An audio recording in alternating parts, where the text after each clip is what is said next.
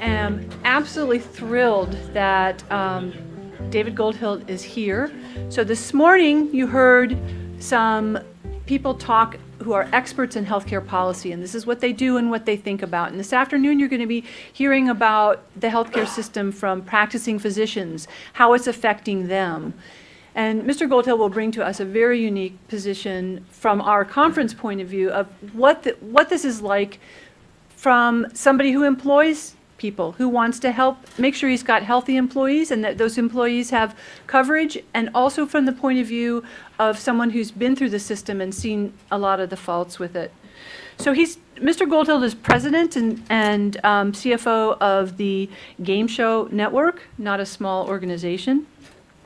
And in addition to multiple magazine and newspaper articles, he's also written Catastrophic Care, How American Healthcare Killed My Father, and we are making books available for you. But his articles have been published in the New York Times, Wall Street Journal, Washington Post. He's got multiple media appearances.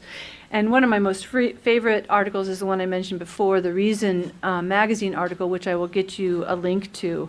So I want to give him the maximum amount of time rather than spending a lot of my time introducing him, and let him speak for himself. So thank you so very much for being here. Greatly appreciate it.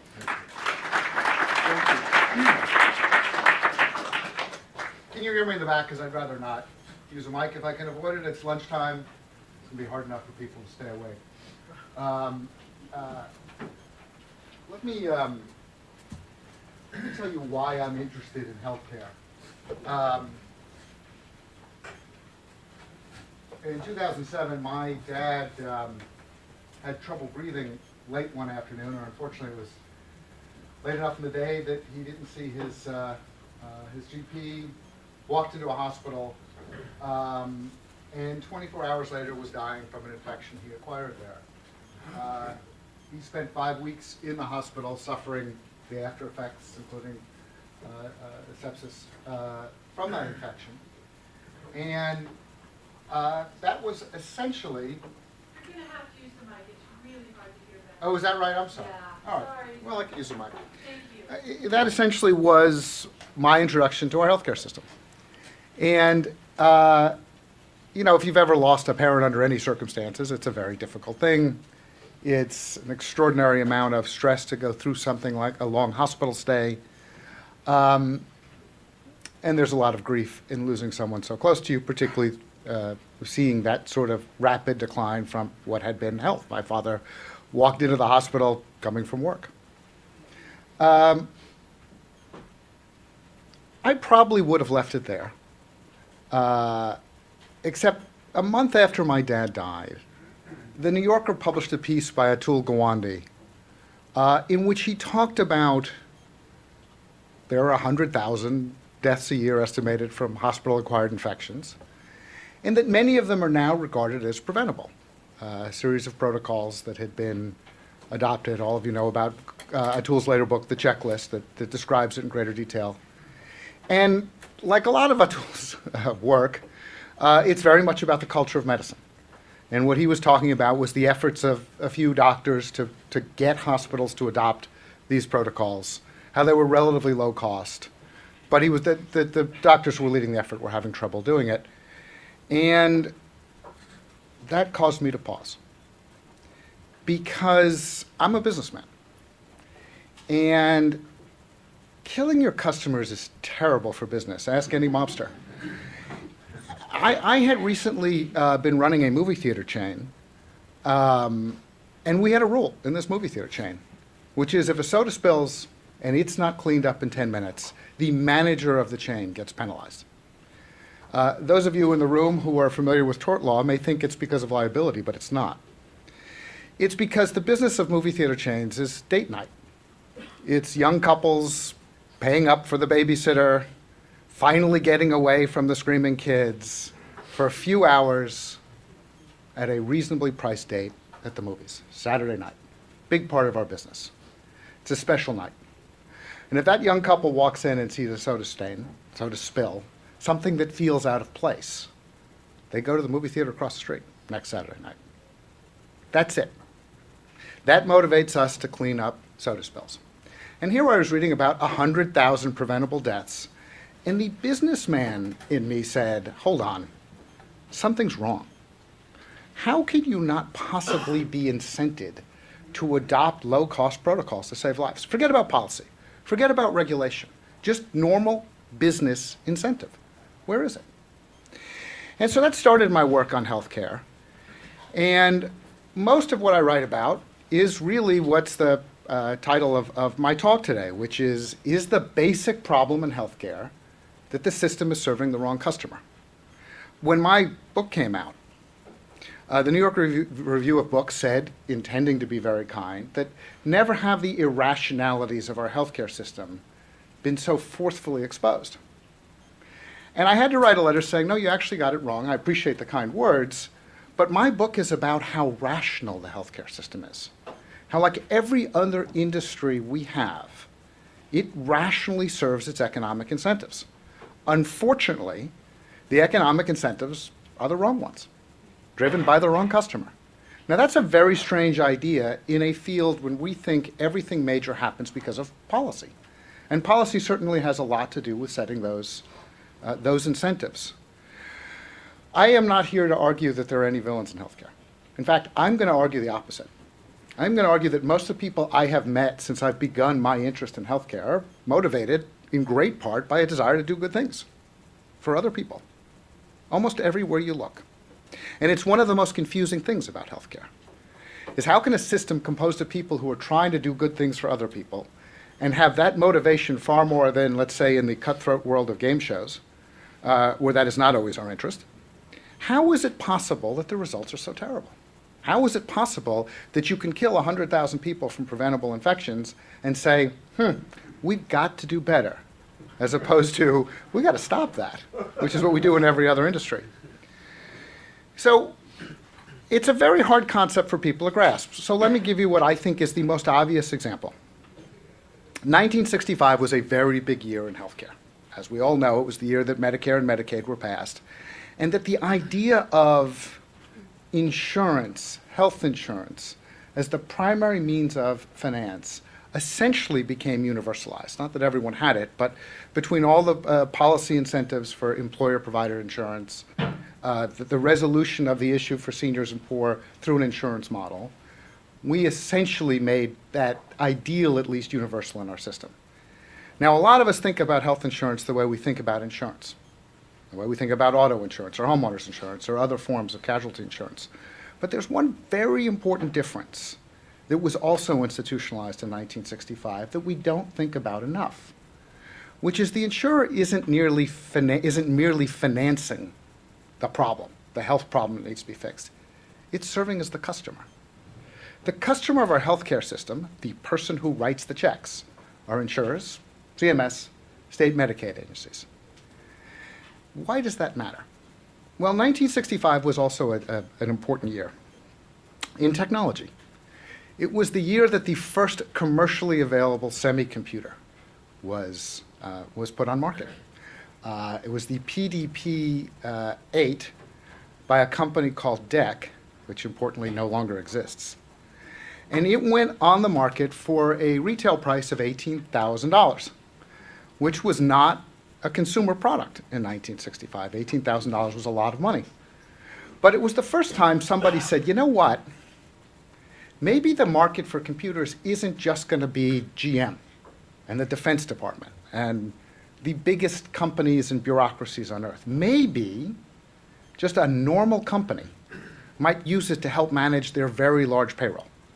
Maybe we can actually sell computers to somebody other than the truly few handful of customers you'd had up to that point. At $18,000, the PDP-8 was roughly 80 times what the average American spent on healthcare that year. 80x. Let's fast forward to today.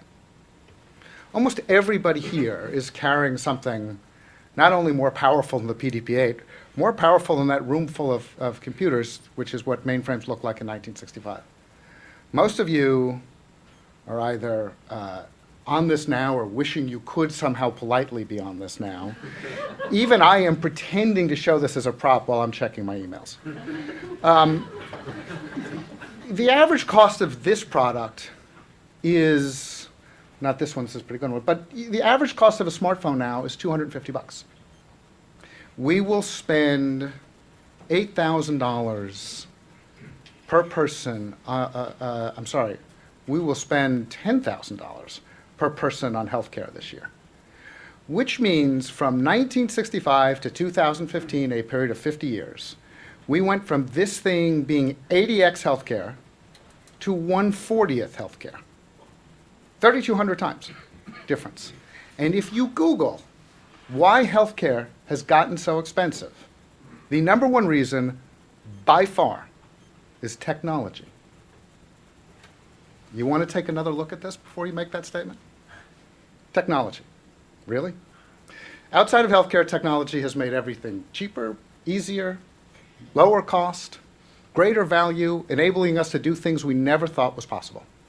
How come in healthcare, technology is associated with something very different? More complicated, harder to use, harder to figure out, harder to understand, and far more expensive.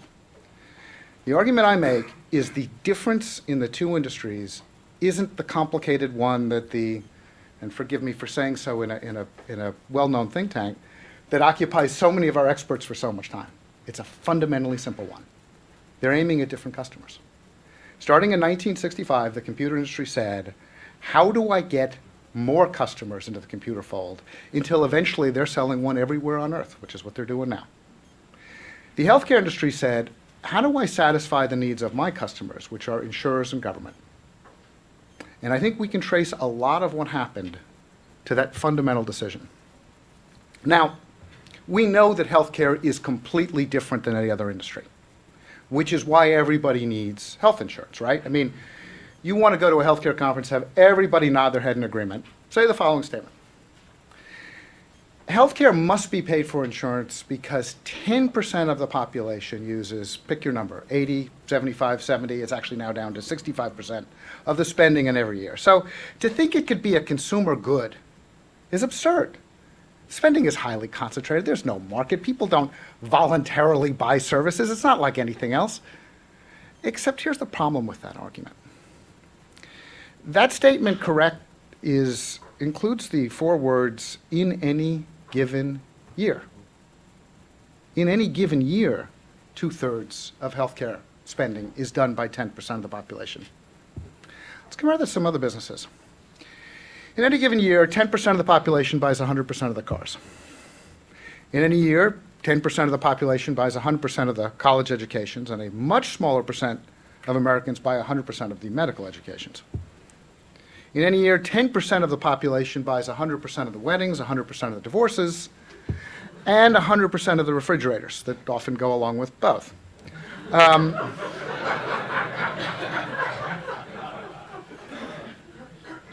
Sometimes when I have nothing else to say, I simply use the rest of my allotted time to go through all those other goods that 10% of the population buy 100% of them every year. What's the problem here? The problem here is we've confused two things, right?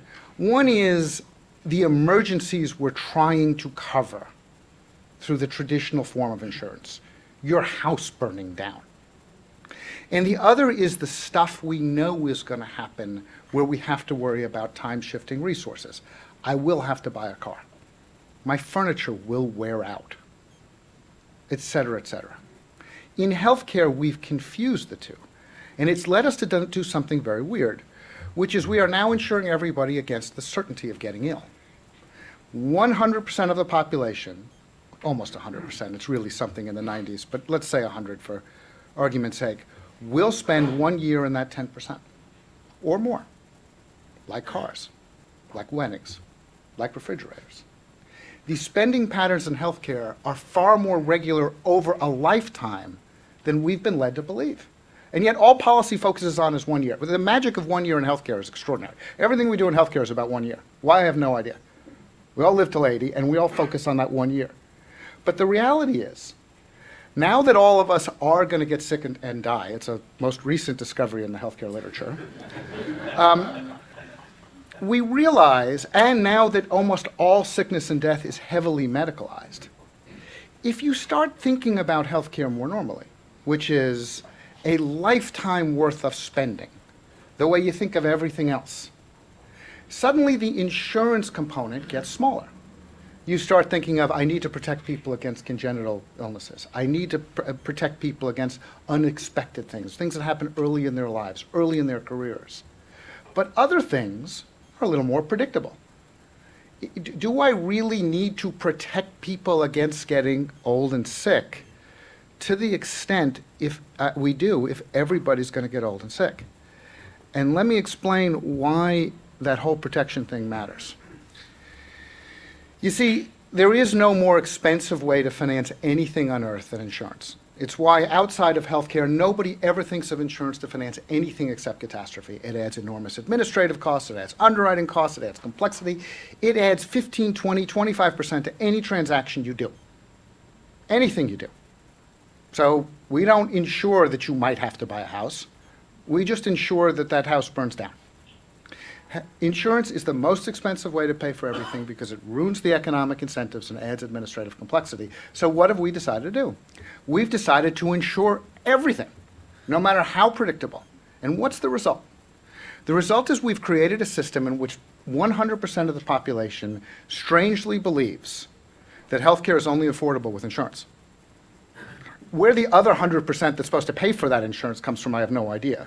But this is the way we think. And so when I started thinking about healthcare, I started looking at our own employees at GSN. And I looked at, I took one as an example, a 24-year-old woman who was an entry-level professional for us. And I said, all right, let's look at her lifetime of contributions to the system and see what it is. And let's remember that one of the key elements of healthcare policy that keeps this whole system going is nobody ever gets to know how much they pay. Because you're never going to spend $3 trillion if we knew we're spending $3 trillion. Most of us think we're getting $3 trillion, not we're contributing into the system $3 trillion. So let's look at Becky. Let's assume a couple things about Becky. Let's assume she lives to 80. Let's assume she gets married at 30. And I actually think there's a pretty good chance she's going to. Lovely boyfriend. Let's say they have a couple of kids. And let's say that Becky's husband leaves her at 65. She didn't like that so much, but it really helps in terms of simplifying some of the financial assumptions. I'm not going to make her do it, obviously, but it helps figure out. So let's ask ourselves, how much is going to be put into the healthcare system by Becky? So the biggest thing Becky bears is the cost of employer-provided health insurance. We have a very good policy, as most companies in the entertainment industry do. And I looked at not just her share of the premiums, which is what Becky sees, but our share of the premiums, because they all come out of wages. I mean, I don't think there's any economist, left, right, any ideology who doesn't agree at this point that all of this comes out of wages, right? There's no company who says, you know, I got to pay an extra 15, 20%, but I'm not going to think about that. That's the price of employees. That's the price of labor. Let's look at the out-of-pocket she'll pay, the Medicare taxes she's paying. Let's look at the percent of her state taxes that go to Medicaid. And let's look at the percent of her federal income taxes that subsidize Medicare, because Medicare is not paid entirely out of Medicare taxes and premiums. Let's look at her paying premiums in Medicare starting when she's 65. So if the cost of health care goes up zero over the rest of Becky's life, literally zero, gross dollars, absolute dollars, you don't need to discount them, she will put in $1.2 million over the course of her life for herself and while her kids are dependents, her kids. If the rate of inflation in healthcare is just equal to what the administration provided with the Affordable Care Act as the initial estimates for 10 years, that number is $1.75 million. If she has a working spouse, it's $2.5 million. Now, there's two assumptions about Becky that are very important for this analysis. One is that Becky doesn't get rich, that she earns a nice, average, middle-class income growing by 3% a year. The second is that Becky never gets sick, or anyone in her family ever gets sick. So in other words, if you're putting 17% of your GDP into healthcare, anybody who's working is bearing something around 25% of their income and growing.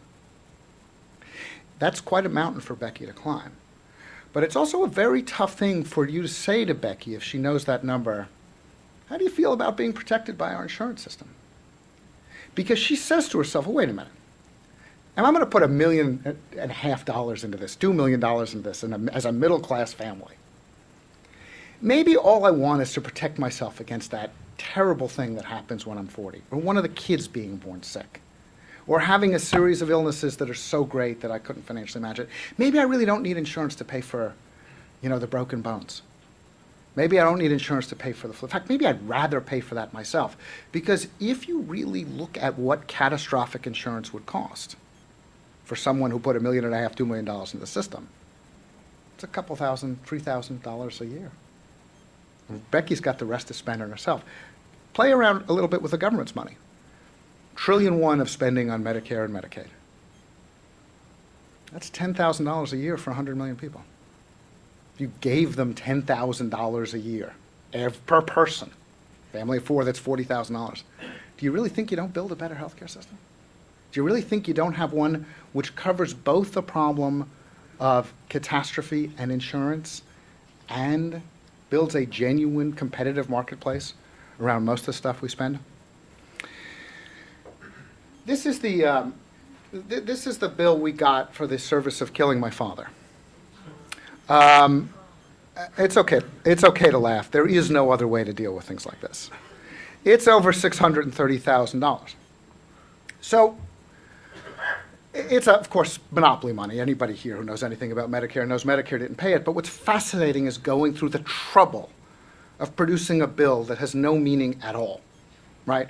So in the entire rest of the economy, prices are used to allocate resources. In healthcare, apparently they're used to play this weird game of monopoly. But none of these prices have any relationship to anything at all. Marginal costs, amount paid, division of services. It truly is like a random number generator. And my mother's share was $992, and I said, don't pay it, and she didn't. A couple things about this bill I want to point out. One is we got it a year after my dad died, and it was addressed to my dad, which may suggest maybe CMS isn't as great in protecting his interests as they suggest.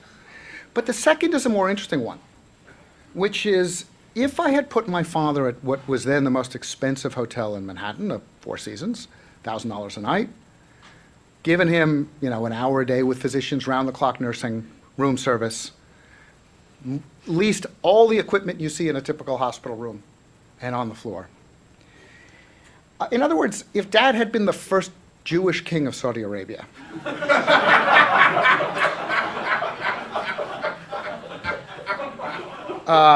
you laugh now. There's a lot of turmoil in the Middle East. No one knows how this is going to play out. I couldn't have gotten it more than $155,000. And the great thing is you get room service meals, which are better, and cable TV is free at the Four Seasons. When my son burst his appendix, my natural instinct was to discipline him, because it was yet another example of his carelessness and irresponsibility. His far more sympathetic mother said, let's bring him to the hospital, where they performed emergency surgery. And then we got this fantastic thing in which it said that it wasn't clear his surgery was necessary. And I have spoken to a few vets who did say that the alternative was to put him down. So strictly speaking, this may be right. But let's be serious about this for a sec, as hard as it is. And keep in mind, I'm their customer. I'm the CEO of the insured, right? We all know what this is, right? Our insurer makes us work unbelievably hard for the reimbursement, and yet my policy costs $17,000 for my family. This is the worst imaginable customer service there is, and one of the fascinating things about it, and I spend a lot of my time debating traditional healthcare experts, is that the argument is, when things are bad, you don't want to be the customer. You want to be protected. This is protection. I include this receipt from my dry cleaner in New York to make 2 points. One is, if you can avoid it, don't have your dry cleaning done in New York. It's unbelievably expensive. But the second, as it relates to healthcare, is look how detailed that bill is. When I started bringing my shirts in to be laundered in the 80s, you got a handwritten bill that said 10 shirts. They lost one, and they said I meant to write 9. Right? Then they got word processors, equivalent cash registers that spit out what looked like official looking mail that said 10 shirts, and they said, I meant to put in 9. Then they started saying things like 5 white shirts, 3 striped shirts, 2 blue shirts. Got harder for them to say, no, you only gave us 9. Now they do everything. They tell you about the shirt in such exact detail that you can almost manufacture it in front of them. Why? One cause, obviously, was the Dry Cleaning IT Act of 2004, which completely changed IT in the dry cleaning sector. The second is that dry cleaners, apparently unlike hospitals, employ very educated people who are capable of adjusting to IT. The third one, though, is the one I want you to think about, which is that dry cleaners compete. And when the guy across the street does it, you do it. In fact, that is how IT has developed everywhere. Why didn't we have IT in healthcare before we had a bill that said, you got to do it, and good news, we'll pay for it. But by the way, once we pay for it, you have to do it exactly the way we say. So many of you may know that famous RAND study that said, oh, if you do, if we had electronic health records and interoperability, we'd save $80 billion a year. And the fantastic thing is the cost is roughly $40 billion, and the good news is the government's spending that $40 billion. Now, most people said, no brainer, $40 billion for $80 billion. How could you not do that? Let me tell you what I said. I'm getting 1% at the bank on my money. You're telling me there's an $80 billion annual return on a $40 billion investment, and a $3 trillion industry won't make it? That makes sense to me. Something's on its face. If you went away from the island of healthcare and used the logic we use everywhere there, somebody would have said, no, wait.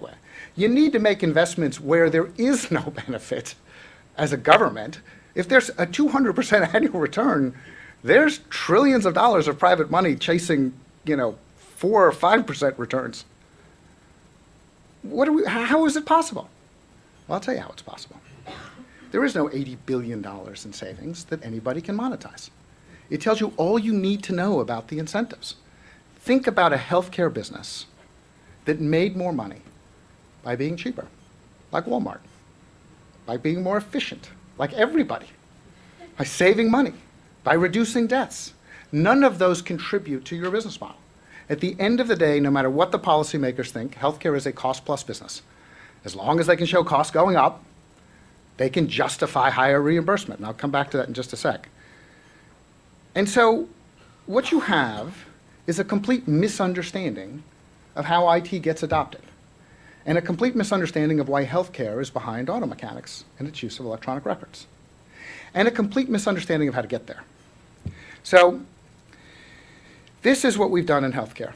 We've said everybody has to buy servers, everybody's got to buy handhelds, everybody's got to do this, and everybody's got to follow. This is not what the meaningful use rules actually look like. They're actually not stacked page by page. But you get the point. These are the instructions to an iPad. There aren't any, which is why a 4-year-old can use it. It was designed that way. And unfortunately, in the rest of the economy, what we discovered is IT that works evolves slowly, but then quickly, because it matters to the customer and gives you a business advantage, or your competitor has a business advantage you must catch up with. I'm going to skip this because I'm going a little long, although it's fun, but whatever. It's in the book, I think. let's talk about what our smartest minds are thinking about in terms of healthcare reform. We can't conceive that letting a market operate in healthcare can drive what it does everywhere else, which is incentives to value, cost control, efficiency, safety, and service. We're stuck on the idea that centralized customers have more power and therefore more leverage to do good. And so what the smart minds want to do is figure out what's the right way to pay for healthcare that will do all the stuff that a market does and everything else. And so payment reform is now in its 30th year, maybe longer, of being the solution of the smartest minds to solving the problem. Using insurers, mostly CMS, to some extent state Medicaid agencies, to drive change. So let's look at the most successful payment reform we've seen in this country, the prospective payment system I think many of you are aware of. Up to that point, hospitals had a complete incentive to keep you in the hospital as long as possible. They were basically in the hotel business. And still are, but they were really in the hotel business. And so along came a Reagan administration reform that said, tell you what, we're going to just pay you for the, essentially, and most of you know this, for the diagnosis. So keep the patient as long or as little as you want, but we're paying you one fixed amount. And the theory was, and there's some other theories as well about integrating care and coordination among physicians, but one of the big theories was you'd no longer have an incentive to keep people in the hospital. And it is extraordinarily successful in that sense. You can see the declines in the number of nights per Medicare patient, the total number, absolutely an extraordinary result between 1983 and today. I measured this last year, so 1983 and last year.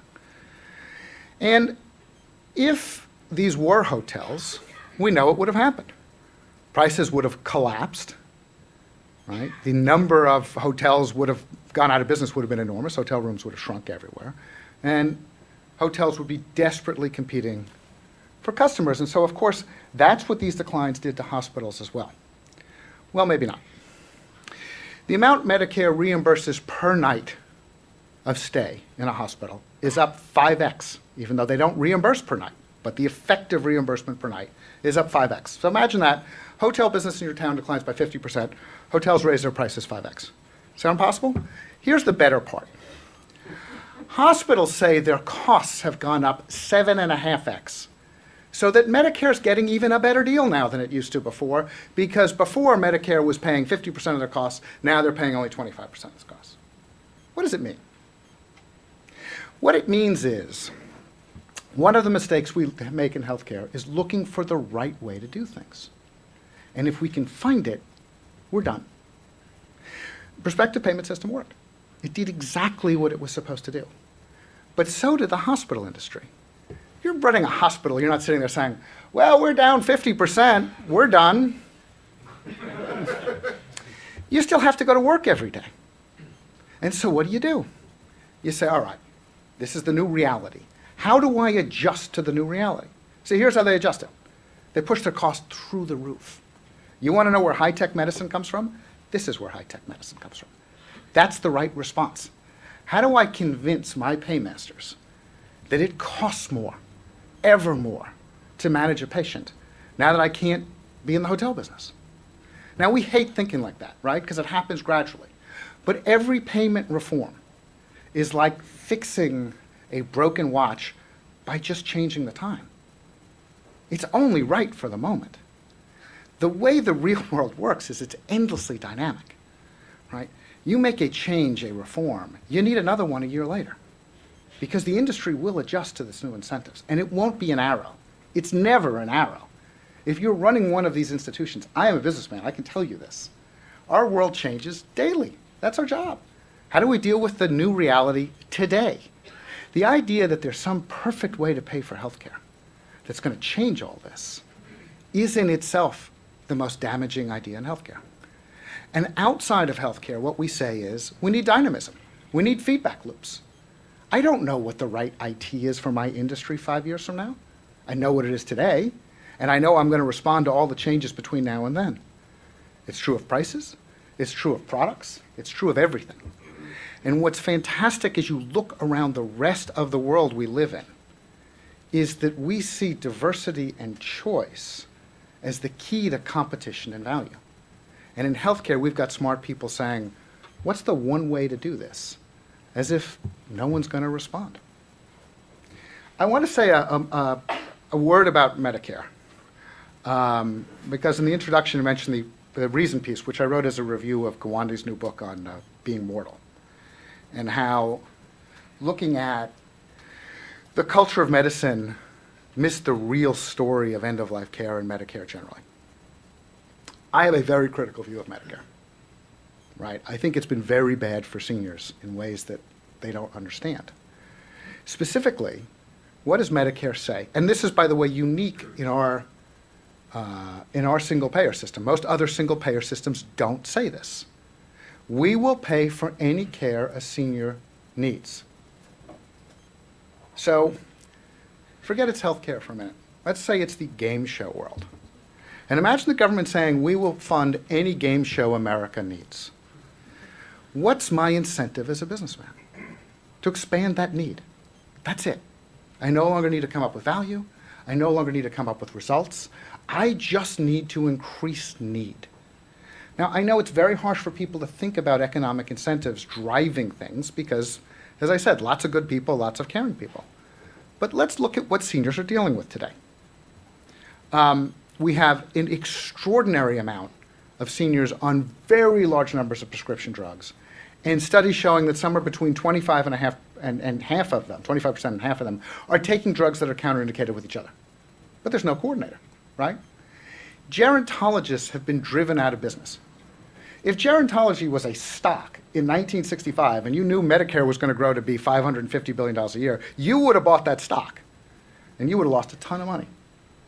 Because what drives Medicare's economy isn't what's good for seniors, it's how Medicare chooses to reimburse. They reimburse procedures, specialists, treatments.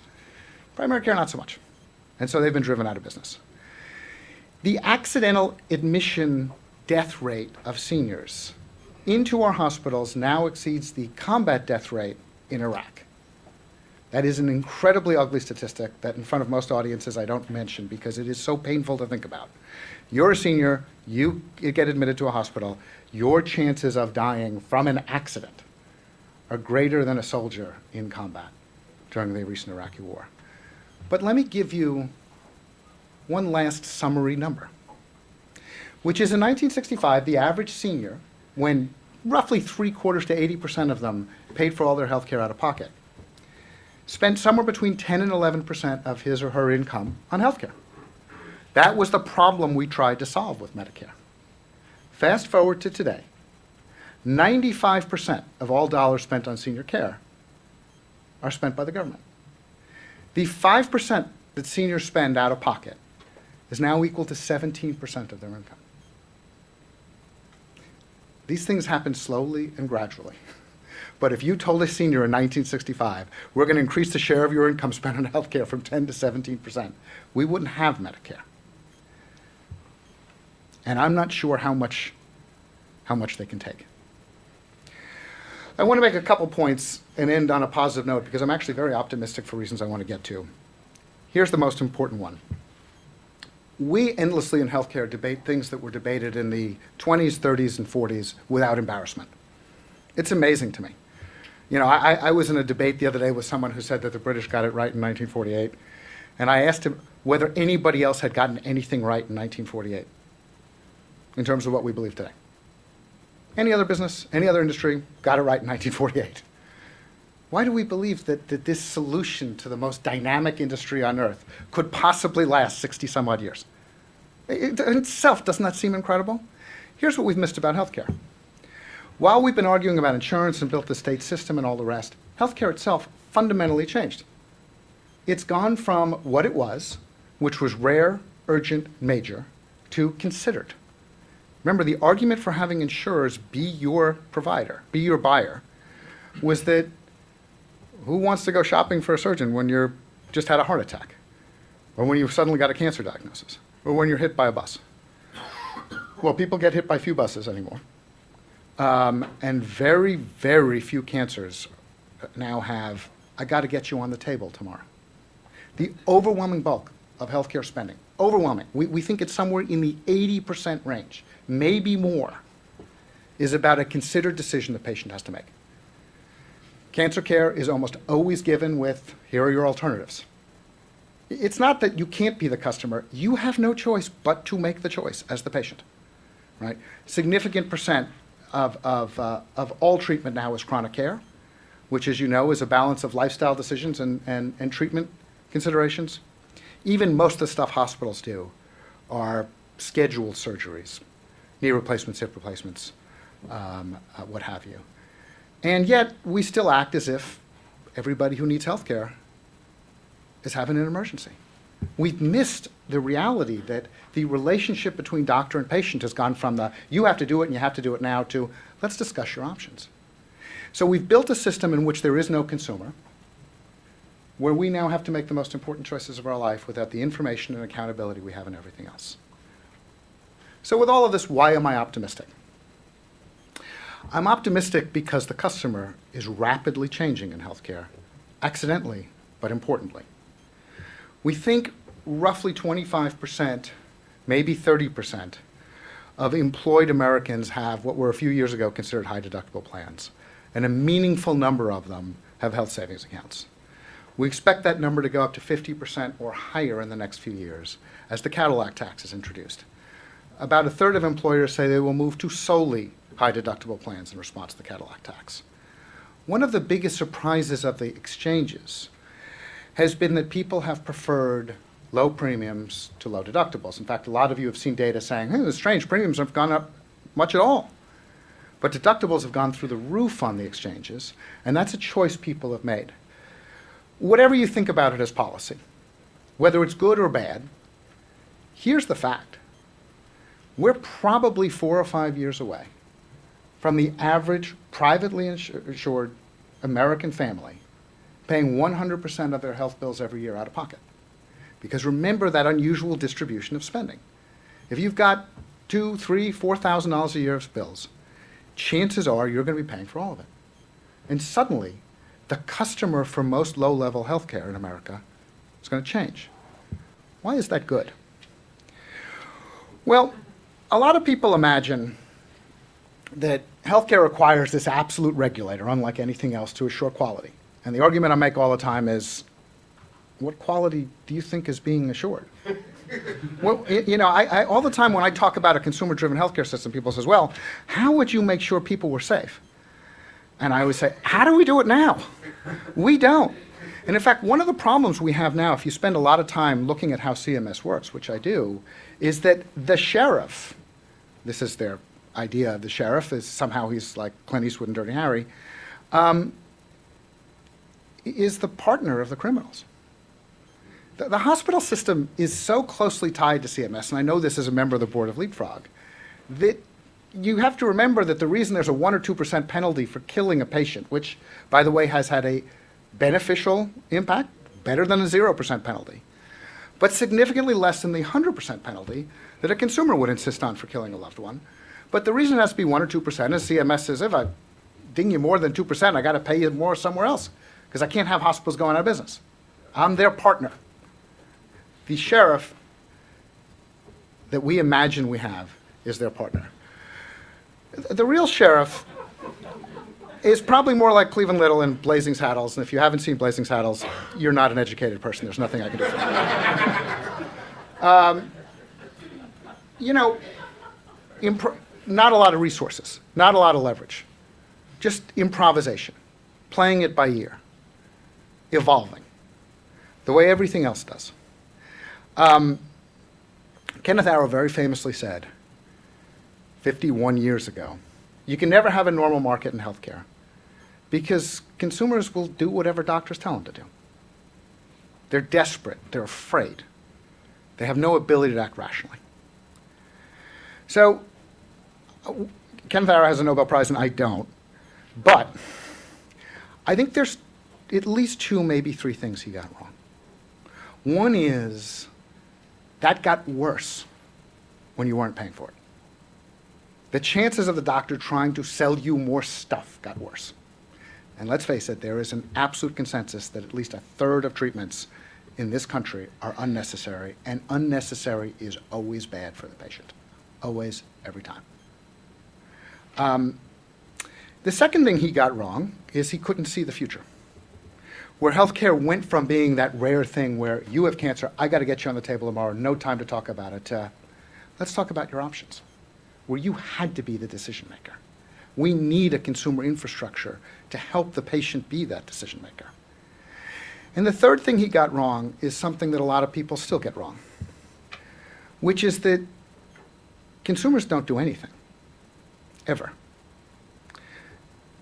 Steve Brill and I did a debate in which Steve literally said, when I had my heart attack, I didn't want to shop around. And I said to him, when I had my tire blowout on the highway, I didn't want to shop around. I got a better value than you did because there's a market for tires. And even that guy saving me from 75, 80 mile an hour traffic on a highway. And by the way, trust me, your lack of support for speed limits goes away when you had a tire blowout on a highway. You say to yourself, why do they let people drive faster than 30? I have no idea. But that guy doesn't come to you and ask for your insurance and your net worth statement. He's going to overcharge you, but only by so much. The way consumer economies work isn't that we shop. Some of us shop for entertainment. Some of us shop because we're desperate. Some of us shop because there are a few things we're really interested in. Cars, perfumes, fashion, what have you. But the way the consumer economy works isn't that an angry mob marches on Neiman Marcus, says, we demand lower prices, and they change their name to Walmart. What happens is Sam Walton wakes up and says, I got it. I know how to make my billion. Lowest prices, all times, massive investment in inventory control. Giant stores. It'll cost me a fortune. I'll have margins of 2%, but everyone and I'll have to spend $3 or $4 billion a year telling people. But everyone's going to know I'm the low price leader all the time. What we want is the opportunity for the things we see everywhere else that drive competition on price, competition on value, competition on service, convenience, accessibility, ease, to infect healthcare. And the reason it hasn't happened is because there hasn't been a customer. No entrepreneur makes money except through lobbying, selling anything to the government. And selling to insurers is just as hard. They're interested in complexity, opaqueness, making things difficult. That's how they make their money. That's their business model. We are the ones, and I know I'm talking to a lot of medical professionals here, but all of us are consumers. We are the ones who care about low prices, high quality, safety, and then that most important therapeutic technique, convenience, ease of use, customer service. And those will be driven only by entrepreneurs. And the good news is, for the first time in an unbelievably long time in American healthcare and in some other countries around the world, entrepreneurs are saying, I can create the Amazon of healthcare, the Mint of healthcare, the TripAdvisor of healthcare, the Uber of healthcare. They're working on it, and it will be transformative. In the meantime, I think what we can do is something fairly subtle, which is to mentally get off the island of healthcare. Which means two things. One is, let's stop assuming healthcare is so absolutely unique from everything else on earth that it deserves its own island with its own laws, and gravity doesn't apply, and all the stuff we know about everything else doesn't mean anything. And the second is, let's take advantage of something we have, which is 310 million stories about healthcare. What I like to call the little picture of healthcare. All of us, every single one of us has a story about lost records and long waiting times and confusion in testing and being sent to the wrong specialist, being unable to get an appointment, all the way up to unnecessary surgery and accidental death. Let's take the little picture, not just these big picture policy arguments, and apply it to what could be the most dynamic and ultimately the most important contributor to human happiness of any industry we have. Thanks very much for the time today.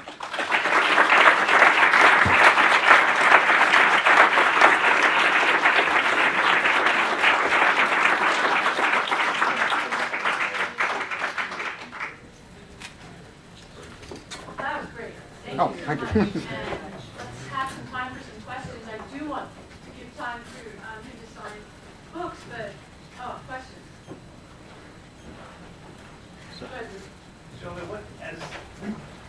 doctors in training, what perspective would you suggest we take in terms of interacting with our patients to try and encourage this kind of doctor-patient focus on care as opposed to the industrial? So I'm going to approach that less from a doctor and more from a customer, which is, sure. I suspect as more people like me have high deductible plans, we're just going to expect a different consumer-facing experience when we go see a doctor, whether in a private practice or a clinic or what have you. We're starting to see, I mean, this would have been the real drive for electronic records, right? Which is, you're never going to get patients to spend their own money for little pieces of paper you keep. I would suspect future doctors here, whether they like it or not, are going to face customers who are going to say, that doesn't work for me. And what I would encourage is to be proactive. I've been in a whole bunch of industries that have been transformed seemingly by technology, but really by a consumer having a different opportunity to see value, right? And I think we've always got to remember that.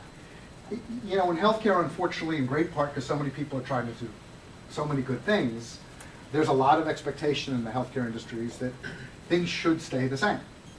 There's something wrong if things change. And things are going to change.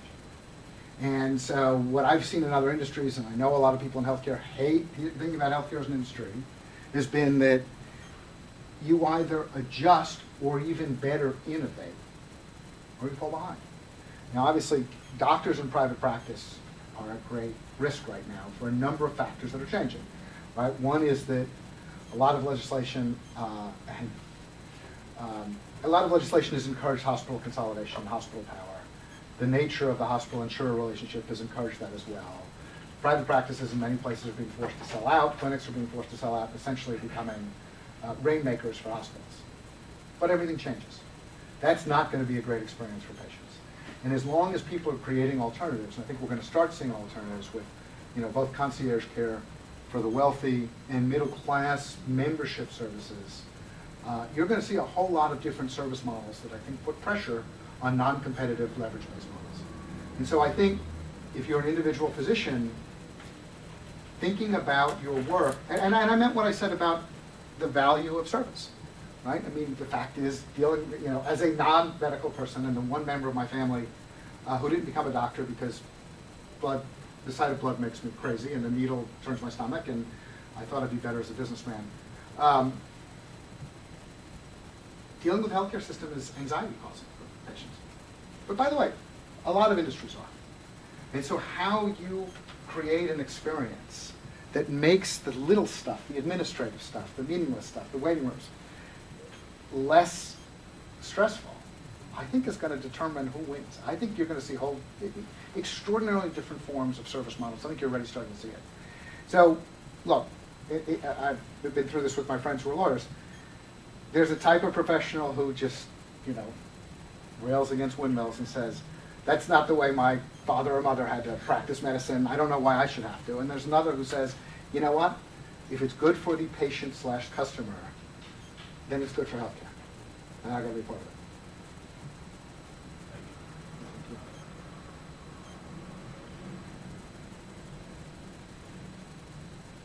it. Anything else? Want to talk game shows?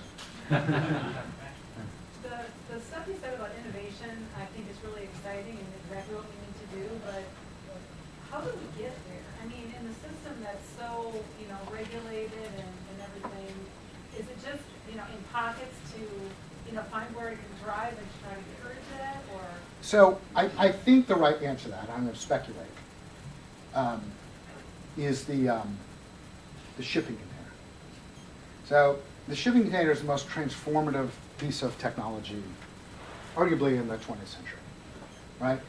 And everybody, in an industry that was very highly regulated and government controlled, and everybody was opposed to it. And if you know the story of the shipping container, right, for the entire history of mankind, the cost of trade has been a ship. And so you wanted to load it as efficiently as possible, and we had ports and longshoremen and everything. All they did was figure out the optimal way to load a ship. And then a guy came along and said, you know what the best way to load a ship is? Air.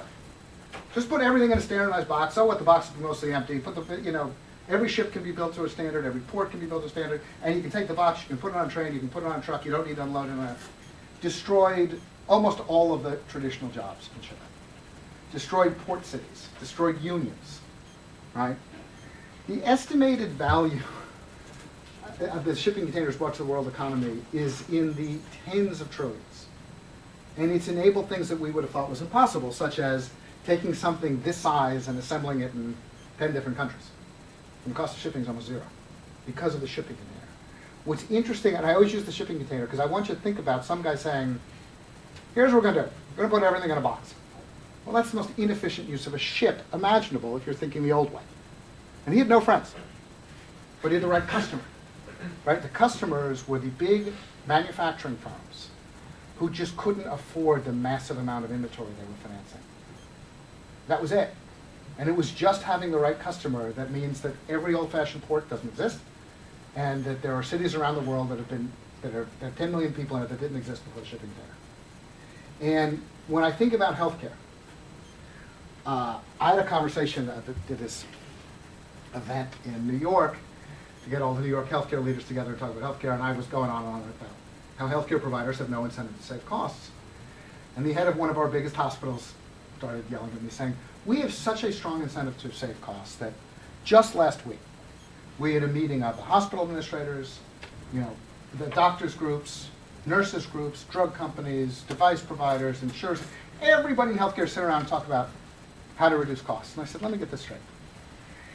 Is there any cost that isn't one of your revenues of the people in that room? I mean, isn't that like inviting turkeys to come up with a menu for Thanksgiving? I'm not talking about whether you'd like to reduce costs, whether it doesn't sound theoretically good, but your incentive, right? Discounters have an incentive to reduce costs by getting more customers. That's it. And when we think about what a competitive healthcare world looks like, for families that are now paying out of pocket, somebody in your town is going to say, I know you can't afford healthcare. I'm building a clinic that will undercut anybody in price. It's your money. And so to some extent what I'm saying is once things like that start happening, I think they happen fairly quickly. Because we've seen it in so many other industries, right? All of you know the example of Uber. Taxis are regulated every single place in this country. They're regulated to protect taxi drivers. And Uber's winning. Because they've got customers. And I think that's why I so emphasize, policy. I know I'm in Washington, but I'm trying to be here only for a few hours. Policy is very backwards looking, no matter how hard people try. But waking up every morning and saying, oh my God, how am I going to make a living in a new world? That's very forward looking, and it's an incredibly dynamic incentive. And I think we're about to see that in healthcare in a way we haven't seen it before. Again, it's not going to solve every problem. Obviously, major illnesses are still going to be resolved by hospitals, which have no economies of scale and scope, and fewer and fewer competitors as this administration's policies roll forward. But that can change. IBM had very few competitors in the 80s. So I think the answer is things happen slowly and then fast.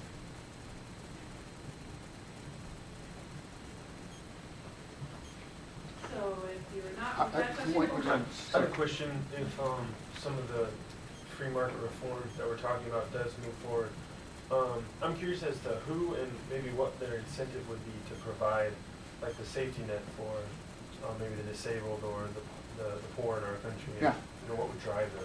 So I know I'm at Heritage, but I'm not. I happen to be a liberal Democrat. And when I talk about, I'm not talking about free market reforms. I'm talking about using markets that exist in everything. But right now in healthcare are constrained by very strange incentives that produce absolute perverse outcomes. I believe in a safety net. I believe in a universal safety net. Many people don't. I'd love to have that debate. But I actually think the only way to have a universal safety net that works is to define it correctly, which is we're trying to protect people against catastrophe that can't protect themselves, either because of income or because these are things that are so rare and so major or so occur at too early a point in life. To me, the fact that we've spent 17% of GDP on healthcare, and that so much of it is waste, and so much is administration, and so much is excess, and it's so confusing, and so poorly delivered, and so unsafe, tells me that we're reducing overall human welfare, meaningfully, right? When the Affordable Care Act was passed, even though I'm a Democrat and voted for this president, I wrote a piece for Huffington in which I said, okay, we're going to spend $200 billion more on healthcare. I challenge any liberal Democrat to find a less productive use of $200 billion in the middle of the recession that won't help our target population more. So forget whether I'm not talking to the folks who don't believe we should spend money on people. They've got their views, that's fine. But those of us who do believe in using central resources to improve welfare, find me a worse use of $200 billion than more incentive to do more healthcare. Because let's face it, most of the things we're concerned about in healthcare, which is chronic conditions, are the result of, you want to look at what are the contributors to chronic conditions. It's income, education, anxieties related to family life and safety. You have to get to like 9th or 10th place before healthcare matters. So why do we spend the money on 9th and 10th place all the time? I meant what I said about the $10,000 per person forever. I'd rather do that. I think we'd have a better system. So I've got to be clear, this is not a right-winger saying, I don't trust the government to do anything. This is somebody saying, we've been through 50 years of the government trying to do everything. And I don't just mean in the US. The idea of both universal and comprehensive care is under pressure everywhere. Our system is so horrific, we don't notice. We don't notice things like the Berwick report on the UK, which said, we have a massive quality problem and a huge cover-up problem because of the nature of bureaucratic management of healthcare. It's a problem everywhere. We're ahead in discovering these problems, but everyone's going to get there. Healthcare has changed and our assumptions are in the 20s, previous 20s. Anything else? One more question. What has the reception been on the Hill to your proposals? Have you had a chance to interact with any politicians? Which hill would that be? Capitol Hill.